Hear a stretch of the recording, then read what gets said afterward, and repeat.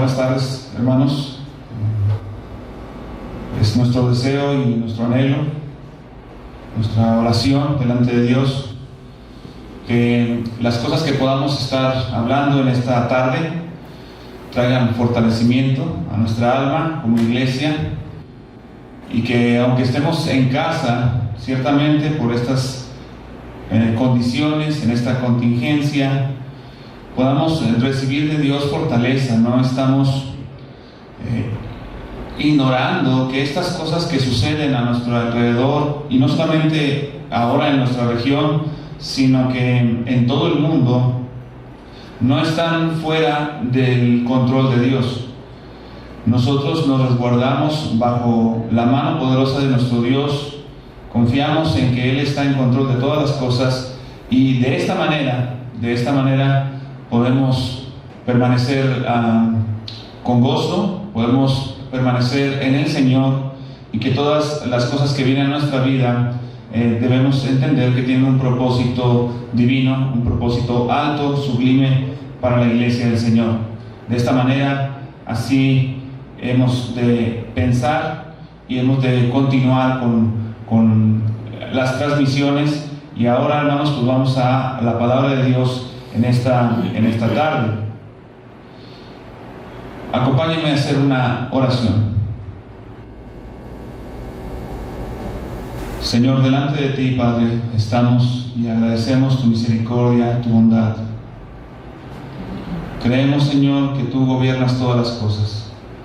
Queremos suplicarte, Padre, que en tu amor y en tu paciencia para con nosotros nos des abundantemente de tu Espíritu para poder predicar tu palabra. No somos dignos siquiera de alzar nuestra voz a ti. Elevamos, Señor, nuestros corazones mediante Jesucristo, y sabemos, Padre, que hemos de ser recibidos solamente por la obra de gracia de nuestro amado Salvador. Enséñanos, Señor, tus caminos. Enséñanos, Señor, tus caminos. Enséñanos tu verdad, tu evangelio. Y, Padre, que el mundo conozca, muchos conozcan que tú eres Dios en el cielo y en la tierra, que Cristo reina. Gracias por esta oportunidad. En tus manos, Señor, está nuestra vida y también de aquellos que nos ven y nos escuchan. En Cristo Jesús te adoramos. Amén. Bien, el sermón de esta mañana lo hemos titulado Buena Moral o Cristianismo, y tuvimos una lectura. Nuestro hermano Uriel leyó el Evangelio de Marcos en el capítulo 10 y del 17 al 31, y es en base a este pasaje que traeremos el sermón en esta tarde, porque vamos a hablar de buena moral o cristianismo, en forma de pregunta: buena moral o cristianismo. Y hemos de comenzar diciendo, ciertamente usted ya leyó, y vamos a ir avanzando conforme avanzamos en el sermón, volviendo a leer los versículos, y hemos de introducir ese tema definiendo lo que es moral. La moral es una palabra de origen latino que proviene del término moris, que significa costumbre.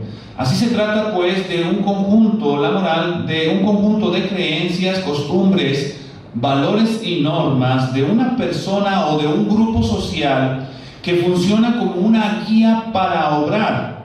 Es decir, la moral orienta acerca de acciones, ya sean correctas o buenas, o cuáles son incorrectas o malas. Así que una buena moral representa ese conjunto de creencias, costumbres, valores, normas que desde nuestra perspectiva definen lo que es bueno, y que a su vez permiten un grado de aceptación y o contentamiento personal. De tal manera que mientras las cosas no se salgan de nuestro marco moral, entonces todo está bien. De una manera social, esto es comúnmente aceptado. Las personas pugnan por una buena moral. Ellos tienen a veces una bandera de que hay que hacer las cosas con moralidad. Ahora, nuestro objetivo consiste en cuestionar una buena moral ante el cristianismo. ¿Es acaso lo mismo? ¿Podría un hombre o una mujer con una buena moral no sentir la necesidad de ser cristiano? Quizás no le ha pasado a usted que se topa con alguien que tiene muy buena moral, pero no es cristiano, y dice, bueno, ¿qué le digo? ¿Qué le predico? ¿Será suficiente comportarse bien para no tener problemas con Dios? Y eso es lo que vamos a tratar de ver en esta tarde. Así que en primer lugar, vemos en nuestra historia de Marcos, en el capítulo número 10, en el verso 17, Marcos 10, 17, vamos a ver a través de varios versículos a un hombre de muy buena moralidad. En primer lugar, un hombre de muy buena moralidad se enfrenta a Cristo, se va y se pone delante de Él. El verso dice, al salir Él, nuestro Señor, para seguir su camino, vino uno corriendo e hincando la rodilla delante de Él, le preguntó, Maestro bueno, ¿qué haré para heredar la vida eterna? Y aunque es un versículo muy breve, hay que identificar a este desconocido, porque no se nos dice su nombre, pero en el Evangelio de Mateo nos dice que era un hombre joven.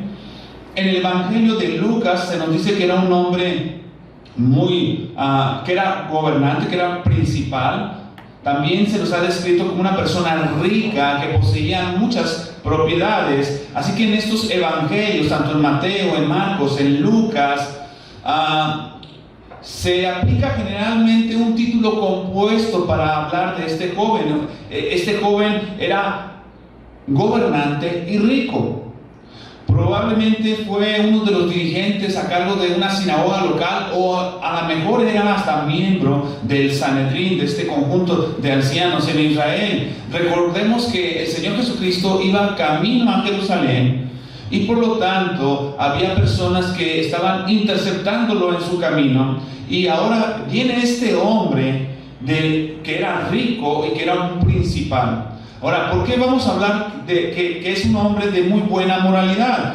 Ahora, observe con detenimiento. El versículo dice que él iba corriendo. Es importante porque esto nos dice acerca de su moralidad.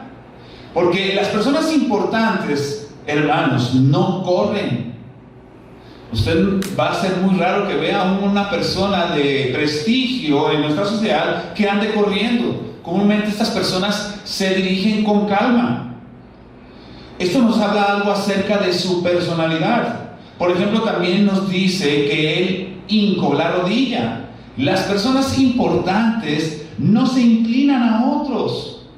Comúnmente las personas importantes, más bien otros se inclinan a ellos, o hacen o muestran una reverencia. Así que estas cosas describen de este hombre que no le importaban las apariencias. Puedes verlo, que este hombre importante era un joven rico, un gobernante, alguien principal entre los judíos.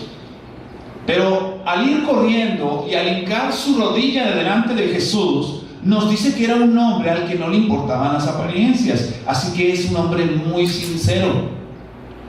Es un hombre muy sincero. Ahora también podemos ver, dice el versículo, que se hinca delante de él, delante de Cristo. E hincar la rodilla a Cristo expresa su reverencia, su aprecio, su respeto. Él muestra un respeto por Cristo, puesto que lo ve como un maestro en Israel. Así que este hombre también, estas pequeñas palabras, estas pocas palabras nos dicen que es un hombre culto. Es un hombre que sabe reconocer a alguien con sabiduría. Así que es un hombre de muy buena moral. Él puede encontrar virtud en los que son verdaderos maestros.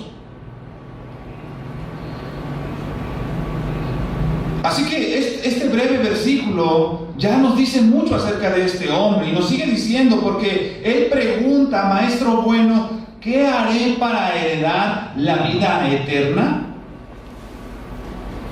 Wow, este hombre no es un hombre superficial. Su buena moral le hace pensar en cosas que son eternas. No llegó preguntando una trivialidad, no llegó a Cristo diciendo una pregunta absurda, sin importancia, que le fuera a quitar tiempo a nuestro Salvador. No, Él llegó con una pregunta crucial. Él llegó pensando en la vida eterna. Es un hombre que reconoce perfectamente la temporalidad de este mundo, porque está demostrando su pregunta que él, aunque es joven, aunque es rico, tiene muchas posesiones y es una persona importante, él entiende que hay una temporalidad en este mundo, hay una vida después de la muerte. Así que sabe que hay una vida que importa más que esta, que es aquella que está después de la muerte. Así que, bueno, este hombre no es cualquier hombre, es un hombre de buena moral. Vean en el versículo número 18 y 19, la expresión de Jesús. Dice: Jesús le dijo: ¿por qué me llamas bueno? Ninguno es bueno sino solo uno, Dios. Ahora observe cómo Jesús apela al conocimiento de este hombre. Dice: los mandamientos sabes. Los mandamientos sabes. Digo esto con tristeza. Hay muchos cristianos, muchos, que no saben ni siquiera los 10 mandamientos. Ahora, ¿qué queremos decir cuando Cristo le dijo los mandamientos sabes? Bueno, este hombre, por las palabras de Jesús, nos dice que es un hombre con discernimiento moral. Él sabía que adulterar era malo. Él sabía que matar era malo. Él sabía que robar era malo. Él sabía que mentir o defraudar era malo. Él sabía que honrar a tu padre y a tu madre es un mandamiento. Así que estamos hablando con un hombre que tiene un discernimiento moral. Él entiende muchas cosas. No es un hombre atrabancado, no es un hombre que vive a la deriva. Él sabe que hay un camino que seguir. Ahora veamos también una respuesta que él da en el verso 20. Él entonces respondiendo le dijo: maestro, todo esto lo he guardado desde mi juventud. Así que no es solamente un hombre que conoce lo bueno, sino es un hombre que hace lo bueno, que él trata de hacer las cosas correctas. Él respeta a su prójimo. Ahora, para quienes no están muy familiarizados con los mandamientos, los 10 mandamientos tienen una división natural, en el cual los primeros 4 mandamientos nos enseñan nuestro deber para con Dios. Como lo dice el gran mandamiento: amarás a Dios por sobre todas las cosas. Los otros 6 mandamientos nos enseñan nuestro deber para con nuestro prójimo, como dice el segundo gran mandamiento: amarás a tu prójimo como a ti mismo. De tal manera que Cristo prácticamente le da todos, y digo prácticamente, le da todos los mandamientos en cuestión del prójimo. Y él dice: yo esto lo he hecho. Y no ahorita, no ahora que vengo a hacerte la pregunta, desde mi juventud. Así que vemos pues a este hombre, que es un hombre importante, es un hombre rico, es un hombre sincero, es un hombre respetuoso de Cristo, lo considera un maestro, o sea, no es superficial, tiene discernimiento moral y respeta a su prójimo. ¡Wow! ¿Ustedes conocen a un hombre así? Es difícil encontrar un hombre así. Es un hombre con muy buena moral. Ahora, bien, pregunto, ¿esto es cristianismo? ¿Esto es cristianismo? Alguien preguntará, bueno, si él no es cristiano, por lo menos todo lo que este hombre es, le debería de ser suficiente para ir al cielo. ¿Será esto suficiente para heredar la vida eterna? La respuesta es no. no es cristianismo, no es suficiente para ir al cielo y no es suficiente para heredar la vida eterna.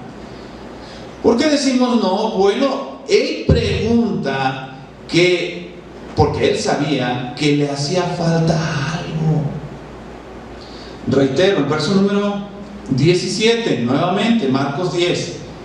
¿Qué haré, maestro bueno, qué haré para heredar la vida eterna? Eso ya nos muestra que aunque era un hombre muy moral, de buena moral, él sabía que faltaba algo. Esto no es cristianismo. Y su pregunta, la pregunta de este hombre a nuestro Señor Jesucristo, nos deja ver algo al respecto de la buena moral. Esto nos dice que un moralista, alguien con buena moral, no podrá sentirse satisfecho consigo mismo. Tarde que temprano, él sentirá insatisfacción. No importa cuán alto llegue, hablando de moralidad, siempre sabrá que falta algo.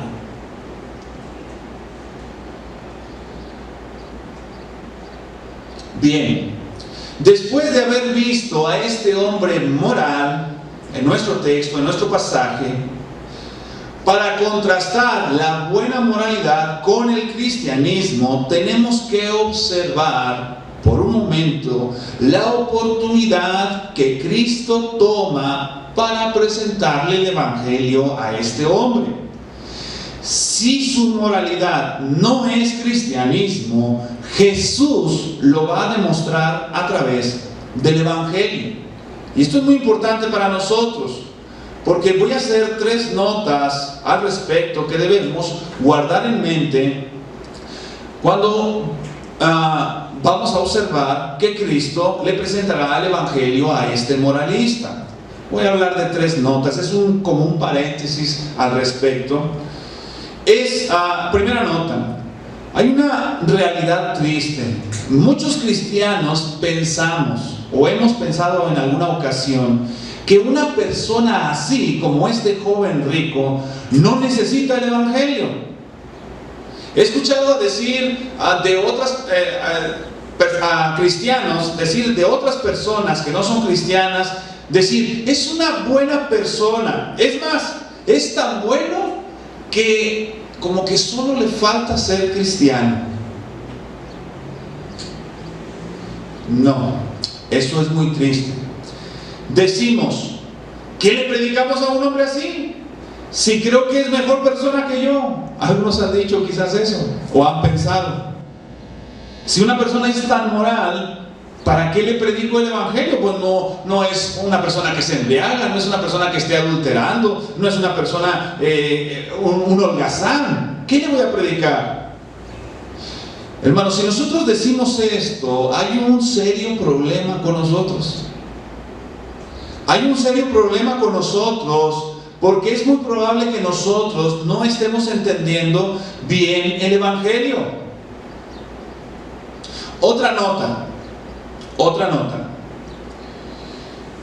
Si nosotros le hablamos a nuestros hijos, o a nuestros seres queridos, o a nuestros vecinos, o a quienes nos están ahora viendo, y les decimos que el evangelio consiste en pórtate bien, mira, sé como este hombre, que no mata, que no adultera, que no miente, que no roba. Debemos saber, hermanos, que no estamos predicando el evangelio. Esta no es una forma de presentar el evangelio. Tristemente, algunos padres de familia hemos caído en el error de decirle a nuestros hijos meramente, pórtate bien, no seas malo, hijo, o esta conducta que estás haciendo no es correcta.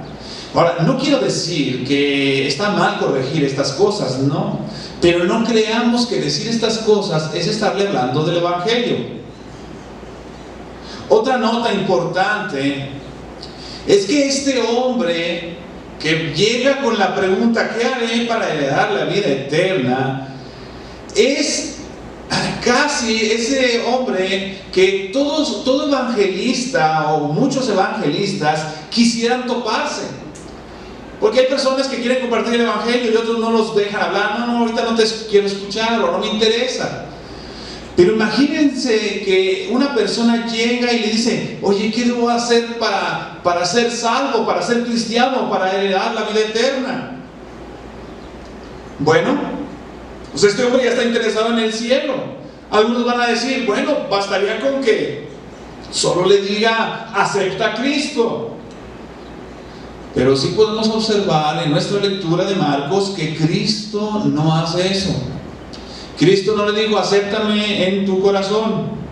Cristo no ofrece el Evangelio así. Así que hemos de examinar qué es fundamentalmente el Evangelio. En primer lugar, ya habíamos visto que a un hombre muy moral, a un hombre de buena moralidad. Y este hombre se presentó ante Jesús. Pero Jesús va a compartirle el Evangelio, y a través de sus fundamentos del Evangelio que él presentará, hará un contraste entre su moral y lo que es el cristianismo, entre la moral de este hombre rico y entre lo que es el cristianismo, como en el caso de los discípulos. Así que nuestro segundo punto es: ¿qué es fundamentalmente el Evangelio? Observemos a nuestro Señor Jesucristo nuevamente. Dice en el versículo número 18: tenga paciencia, porque hemos de ver todos los versículos, al menos en su mayoría y de una forma muy general, pero avanzaremos un poco más rápido más adelante. Versículo número 18. Jesús le dijo: ¿por qué me llamas bueno? Ninguno hay bueno sino solo uno, Dios. En los fundamentos del Evangelio, Cristo resalta el carácter único de Dios. Cristo dirige a este hombre moral, y esa es nuestra intención en esta tarde, para que deje de mirarse a sí mismo y considere quién es Dios. Si el Evangelio que predicamos no nos dice nada acerca de quién es Dios, entonces, escuche con atención esto: si el Evangelio que predicamos no nos dice nada acerca de quién es Dios, entonces eso que predicamos no es el Evangelio. No importa cuán bonito se oiga, no importa si el mensaje que escuchas se oye bien o te es dulce o agradable. Si escuchas este mensaje que comúnmente está centrado en el hombre y no en el carácter de nuestro Dios, entonces ese mensaje no produce cristianismo. Ese mensaje no es el Evangelio, porque el Evangelio te dirige a Dios, exalta a la persona de Dios. Dios es el ser más sublime y perfecto, es eterno, y su poder es muy grande. No puede ser conocido de una manera diferente a la que Él ha determinado. Si Él no se da a conocer, no puede ser conocido. Él es santo, es inmutable. Su justicia y su misericordia están en perfecta armonía. El Evangelio resalta el carácter de Dios de esta manera. Su ira, porque Dios tiene ira, su ira es santa y su amor puro. No hay tinieblas en Él. Él es el creador de todo lo que existe, la fuente de todo bien. Así que cuando escuchamos el Evangelio, este llega a nosotros. Observe con detenimiento esto, porque es fundamental para el Evangelio. Cuando el Evangelio llega a nosotros, llega corrigiendo nuestro concepto de Dios. Créanme que sentiré gran fracaso en mi vida si con predicar el Evangelio yo no estoy tratando, y esto por la obra que el Señor nos permite o nos dé por su Espíritu, de corregir el concepto de Dios en los que nos escuchan o nos ven. No podemos, ni debemos, ni hemos sido llamados a alimentar nuestra vanidad moral y sentirnos autosuficientes. Hay personas que creen que por asistir a una iglesia, ellos ya pertenecen a una categoría superior de seres humanos.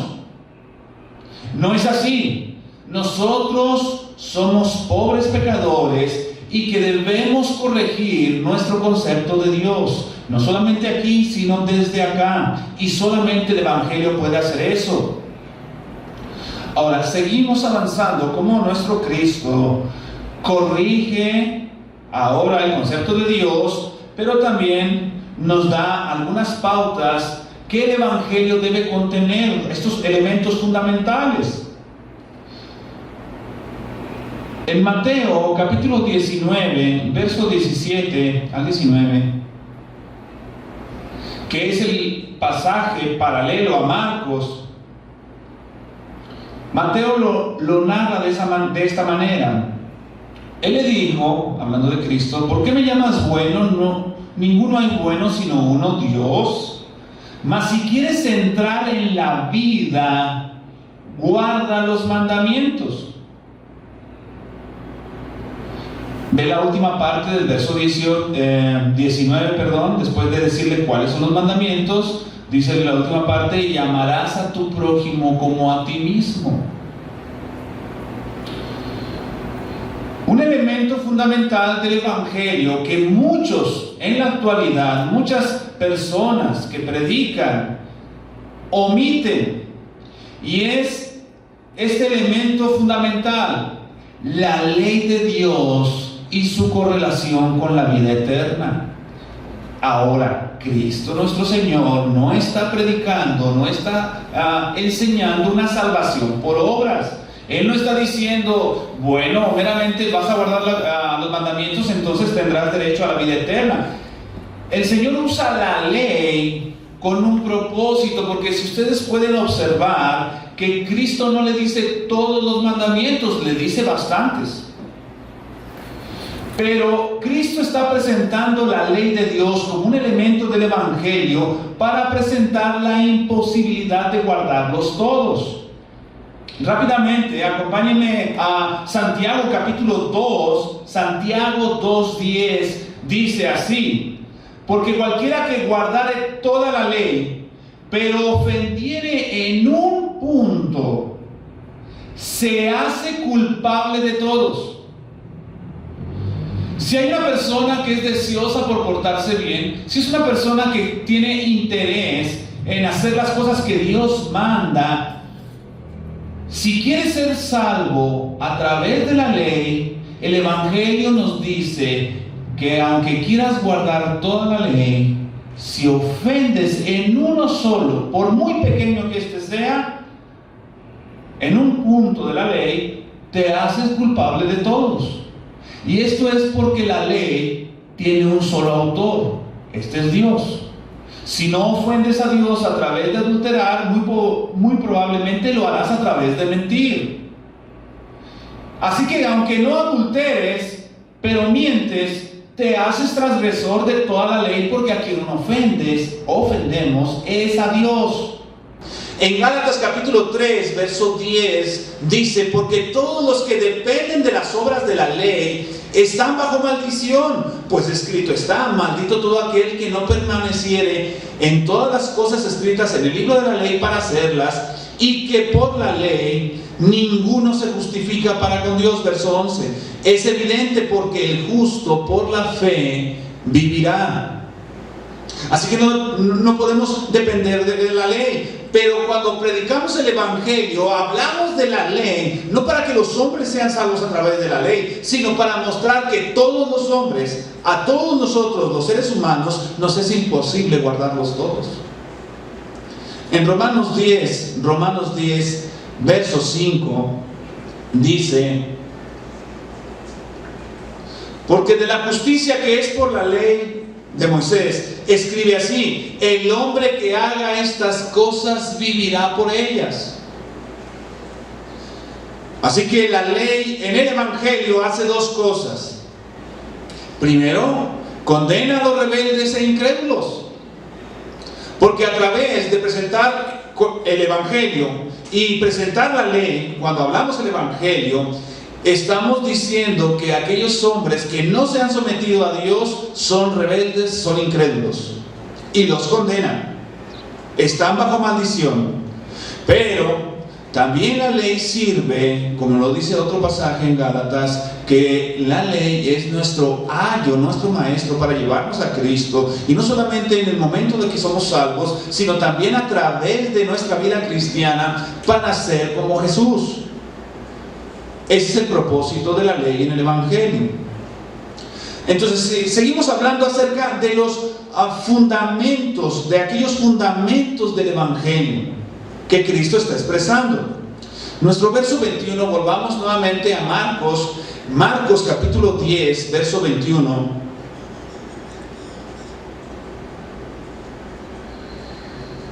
Entonces Jesús, mirándole, le amó y le dijo. Dice, wow, ¿y aquí dónde está el fundamento? Bien, Jesús a través de Marcos, él no está expresando propiamente, hasta este punto donde leí, no está expresando algo, sino Marcos resalta el carácter de Cristo, diciendo que le mira, le observa a este hombre moral y le ama, y por lo tanto le dice. Otro elemento del Evangelio es el amor de Cristo y la verdad. Jesús no está diciendo te amo. Jesús no le dice Dios te ama, yo te amo. Él está expresándole amor, hablándole la verdad. El amor de Cristo, el Evangelio que predica el amor de Cristo, que debe ser predicado, ciertamente debe ser hablando la verdad.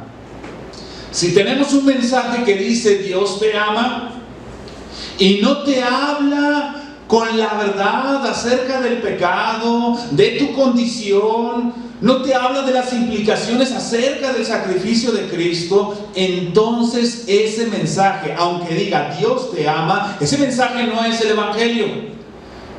Porque el amor de Cristo, y que abunda también, que está en nosotros, y en ese momento Cristo amando a ese hombre, nos ha de empujar a hablar la verdad.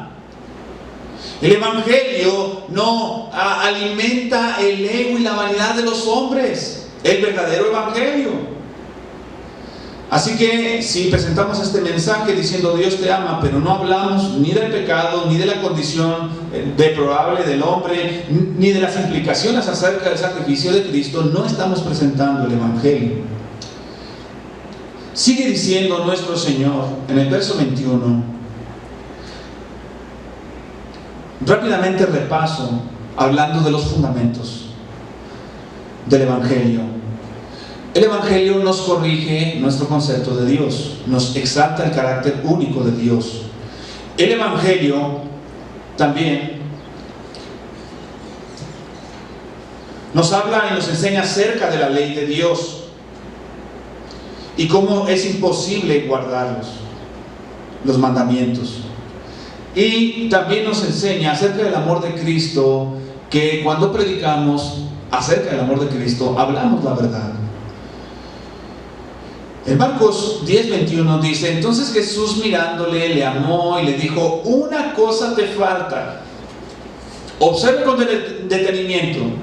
Cristo le dice, una cosa te falta, una cosa. Porque él decía, ¿qué más haré? ¿Qué más puedo hacer? Ya hice todos los mandamientos. Y Cristo le dice que le falta una cosa, pero le dice varias cosas. Observen, dice, anda, vende todo lo que tienes y dalo a los pobres y tendrás tesoro en el cielo, y ven, sígueme tomando tu cruz. Bueno, ¿cuántas cosas le faltan? ¿Les falta una o les faltan muchas cosas? Mateo inclusive dice, si quieres ser perfecto, hablando de las palabras de Cristo, un elemento fundamental del Evangelio, hermanos, todos aquellos que me escuchan o que nos están viendo, es la exclusividad de Cristo.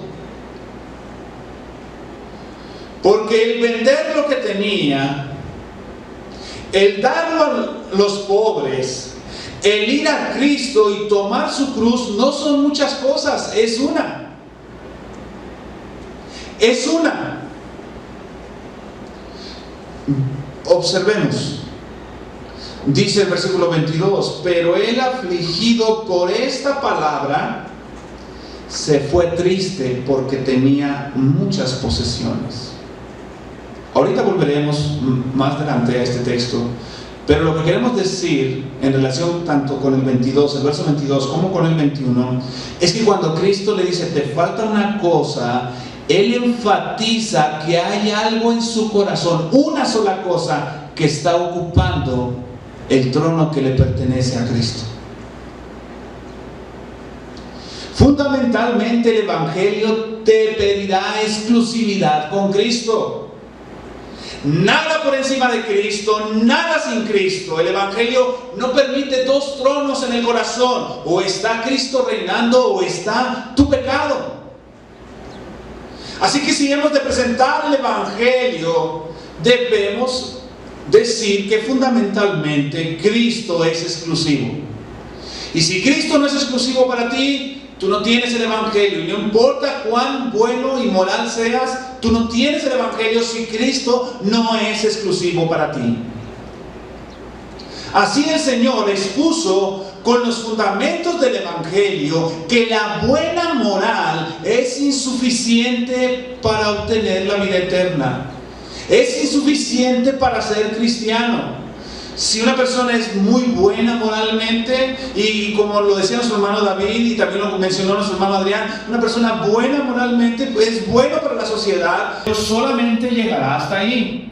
No agradará a Dios y no será suficiente para que esa persona pueda entrar en la vida eterna. Esto nos alecciona. Esto nos alecciona porque nosotros debemos predicar un evangelio que produzca cristianismo, no una buena moral. Un evangelio que traiga un fruto real, espiritual. Así que nuestro tercer punto es, ¿qué es entonces el cristianismo? Pues es eso que produce el evangelio. Es eso lo que produce el Evangelio. Y a partir de ahí, en los siguientes versículos, Cristo nos mostrará qué no es cristianismo y qué implica ser cristiano, qué implica el cristianismo. En el verso 22 dice, pero él, hablando de este joven rico, gobernante de muy buena moral, fue afligido por esta palabra, se fue triste porque tenía muchas posesiones. En verso 23, entonces Jesús, mirando alrededor, dijo a sus discípulos, cuán difícilmente entrarán en el reino de Dios los que tienen riquezas. Los discípulos se asombraron de sus palabras, pero Jesús respondiendo volvió a decirles, hijos, cuán difícil es entrar en el reino de Dios a los que confían en las riquezas. Esto nos dice, estos versículos, particularmente el 22, inicia diciendo que este hombre, al estar triste por la palabra de Cristo, fue porque tenía muchas posesiones. El cristianismo no es la tristeza según el mundo. La buena moralidad se derrumba ante el Evangelio de Cristo. Este hombre no guardaba todos los mandamientos. ¿Sabes tú? ¿Ya identificaste cuál mandamiento no mencionó Jesús? Él no le dijo, de toda la lista que le dio, le dijo, no adulteres, no mates, no robes, no mientas, honra a tu padre y a tu madre. Cristo omitió, y creo que lo hizo con intención. Él omitió uno de los mandamientos que dice, no codiciarás. Así que el cristianismo no es la tristeza que produce el mundo. No es que te lamentes por ser un poco malo o por ser un tanto malo. Eso no es cristianismo. Porque es muy probable que esta tristeza es producida porque tú quieres seguir confiando y amando una cosa más que a Cristo.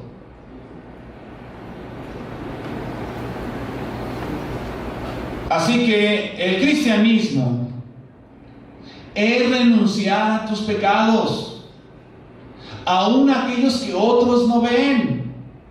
Es renunciar a todo pecado.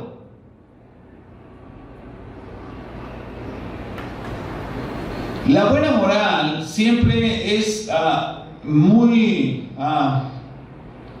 popular en el mundo porque se basa en las apariencias, en solamente en lo que unos ven, en lo que uno está delante de las personas, solamente se enfocan en ello.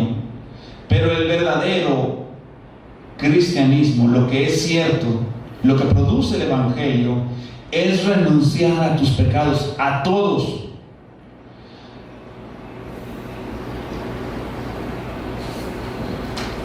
Vean el versículo número 25, por favor. Verso 25.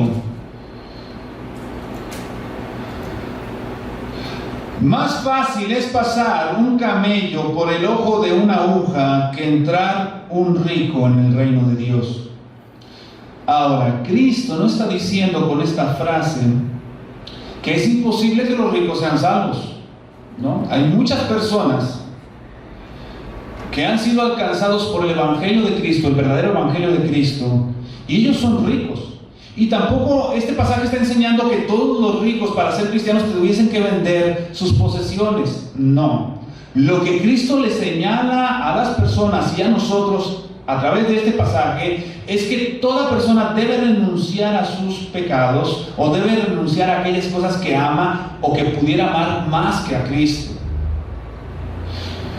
Y lo único que él dice, él hace una frase muy, a lo mejor muy usada, más bien usada en su tiempo, pero para nosotros en términos a lo mejor más de nuestra región, es como cuando alguien dice que le nazca cabello a las ranas, ¿no? No conozco bien el dicho, pero algo así, ¿no? Es lo que está diciendo, es algo imposible. Pero ¿qué es lo que quiere decir Cristo? Él está diciendo que esta persona que confía más en su riqueza, que confía más en las posesiones, más que confiar en Cristo, es una persona que no podrá ser salva. Cualquier persona que se tome de algo de este mundo y confíe más en ello que en Cristo, no puede recibir el Evangelio, no puede ser salvo, no puede heredar la vida eterna. Pero a través de esta ilustración, de este dicho popular que Cristo hace, en el versículo 26 dice: ellos se asombraban aún más diciendo entre sí, ¿quién pues podrá ser salvo? ¿Por qué los discípulos se asombraron? Bueno, porque la mente judía a lo largo de muchos años identificó que las riquezas eran la aprobación divina. Pero, y aunque en un sentido así lo fue, y ha sido, no es estrictamente eso. Hay personas que se han enriquecido y no necesariamente están agradando a Dios. De hecho, la mayoría que se enriquece, la mayoría, lo hace a través de trampas, de tranzas, de corrupción. Así que el cristianismo aquí, vean lo que dice el versículo número 27. Entonces Jesús mirándoles dijo: para los hombres es imposible, mas para Dios no, porque todas las cosas son posibles para Dios. El verdadero cristianismo es que hace que algo imposible sea posible en Dios.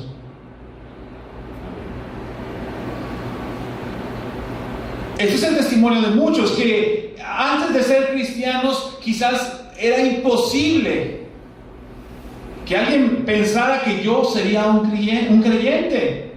Eso sería absurdo. Pero la gracia de Dios hace lo que hace.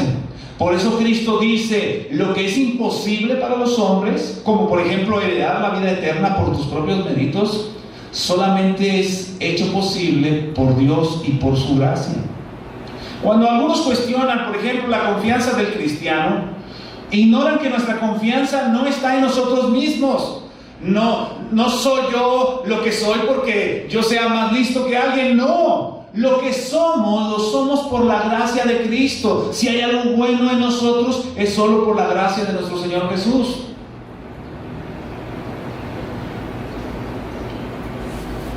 El cristianismo es que algo imposible lo hace posible solamente por Dios. Y de ahí en adelante concluye Marcos diciendo de esta historia: entonces Pedro comenzó a decirle, aquí nosotros lo hemos dejado todo y te hemos seguido. Respondió Jesús y le dijo, de cierto os digo que no haya ninguno que haya dejado casa, y toda esa lista, hermanos, hermanas, padre, madre, mujer, hijos, tierra, por causa de mí, del Evangelio, que no reciba 100 veces más ahora, en este tiempo, y con persecuciones, y en el siglo venidero la vida eterna. Pero muchos primeros serán postreros y los postreros primeros. El cristianismo es una gran herencia. Señor, hemos llamado, Señor, por tu palabra al arrepentimiento, a la fe, a buscar a Cristo. Pero Padre, ¿qué será si tú no les llamas? Bendice cada una de las palabras que hemos hablado en este día, mis amados hermanos y yo. Padre, que no por nuestra fuerza, no por nuestro poder, sino por el tuyo, descendiendo del cielo, por tu Espíritu con el Evangelio, transforme y renueve los corazones. Te alabamos, Padre, y te bendecimos, porque solamente tú puedes hacer eso, y en ello, Señor, nos regocijamos. Te alabamos, te bendecimos, en Cristo Jesús, nuestro Señor y Salvador. Amén.